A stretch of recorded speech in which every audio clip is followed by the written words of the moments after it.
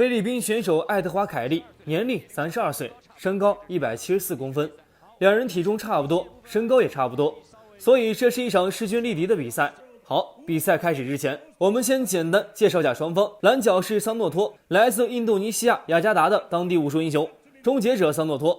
非常擅长地面技术的桑诺托，喜欢在地面战中解决对手，在比赛中几乎不会浪费时间，能尽快终结比赛就尽快终结比赛。终结者桑诺托是 WKF 印度尼西亚的冠军，此前他还拿下了印尼的3大冠军。桑诺托堪称为武痴，跆拳道与桑博都有设计，并拥有柔术宗带。在2005年，桑诺托正式加入万冠军赛。这名老将已经斩获了多场胜绩，并经常在第3回合终结对手。其实是我们的红角选手，菲律宾本土老将爱德华·凯利，人送外号凶猛爱德华·凯利。凯利是来自菲律宾的莱凯战队的武术高手，战队中已经有4人夺得万冠军赛冠军，现在的他是战队的核心成员。好，马上进入第1回合，两人相互试探，凯利一个高扫开路，桑诺托起手并挡，一气不成又生一气，凯利这次换成低扫，两人简单的试探几乎到此完毕。桑诺托想趁凯利抬脚的一刹那来个地面摔，反被凯利识破，不愧是老将，随即应变得很厉害，反身压制桑诺托，做了一个蝴蝶钩，还好保证了自己的平衡。再转有机会吗？没有。拿背吗？感觉有机会，已经到后面了。这个有机会，如果右手可以拖得出来，这个拿背就有机会。好，你看这个时候他抓了一个木村锁。这个凯利，爱德华·凯利，他抓了桑诺托的一个木村锁，其实这个也不用太着急，因为这个木村锁没有成型，转不过来是没有的，没错。对，他没有成型。他如果想做这个手臂的十字固，也就是说做肘关节的动作，实际上是非常难的。对，其实只要绕到背后就可以了。是的，对不对？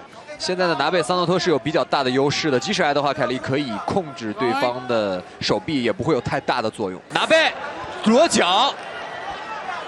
现在作为 Team Lakai 的选手爱德华·凯利，没有问题。其实现在的这个动作就是被拿背的时候最好的防御动作，把自己的体重压在对方的身上，用往下搓的力量，尽量往下搓。桑诺托不要想太多，就是把右手抽出来，重点就是抽右手，不要想太多，想太多左手放开了，又进行了身体3角。对，那现在在这个位置哦，其实我觉得大可就是放掉这个身体的3角，然后我们找一边来控制之后，用十字固，没错，背后裸脚来降服。身体3角最好的原因是它可以控制对方的。哇！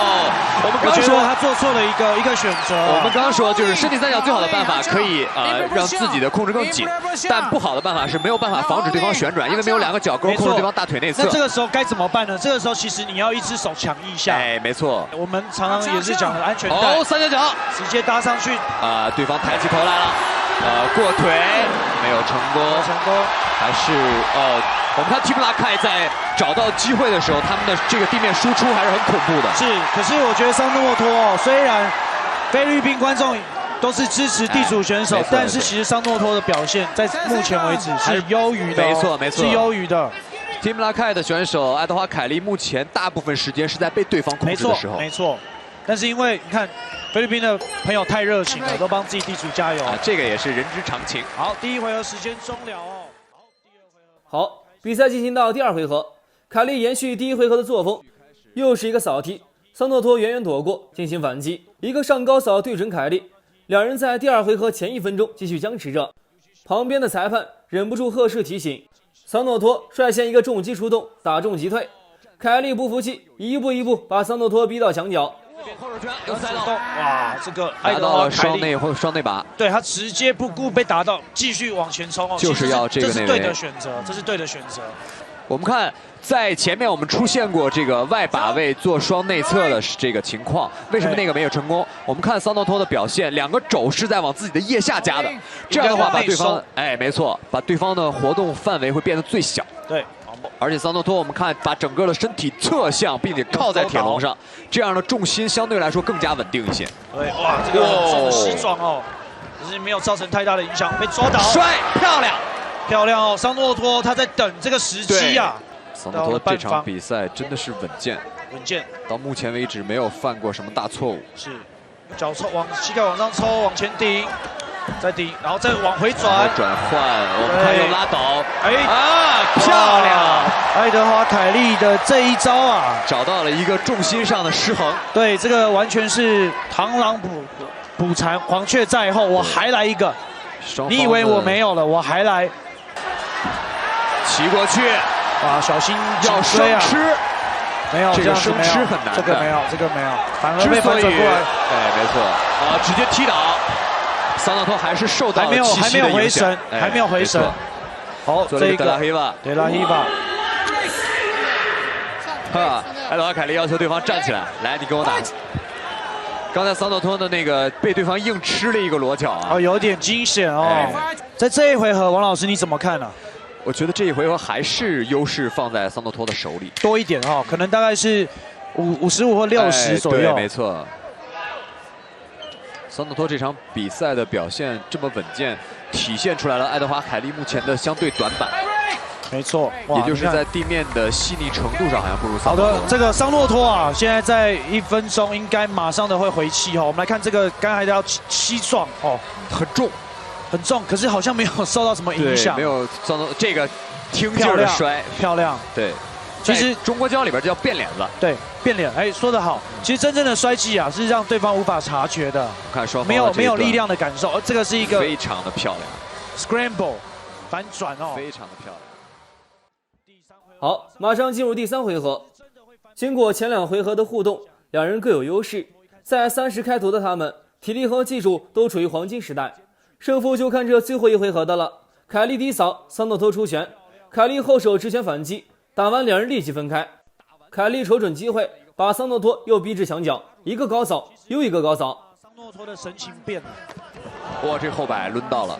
那他有点抓到这个爱德华凯利的节奏了，没错，感觉眼神里更有自信了。对，所有的摔跤高手，不管是自由式、古典式，包括中国式、柔道，踩脚，踩脚是用脚跟没错，这个顶到膝盖，顶到裆了。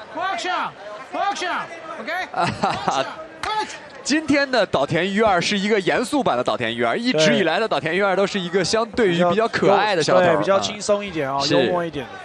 对于别的级别我没有冒犯的意思，但是任何一种运动，它的重量级一定是哇，刚好一个右脚的上端踢膝撞到了这个桑诺托看桑诺托现在缓没缓过来，对方已经骑乘了，有没有机会？哇，桑诺托这时候要赶快想办法的去做。现在保护着自己的头，但是要踩对方腋下了，这要赶快反转，不可以在这个位置太久，不然尤金直接叫停了比赛。可惜了，桑诺托刚才想要一个下潜摔是正好正中自己的头部，迎面上去这场比赛是一个巧合和美感的一个综合，也是很厉害你今天可以这一脚撞到。其实真的是对撞了，真的是对撞。来，我们来看一下这慢动作，就这一脚这膝正好撞到了脸上。刚才在我们的角度呢是背对着我们，所以我们看不到具体的打击位置。这一下真的，其实我有被击到的经验过，你知道吗？那个撞到那一刹那其实是全黑的。桑诺托那个时候是黑，他屁股坐到地的那一刹那，灯才开过来。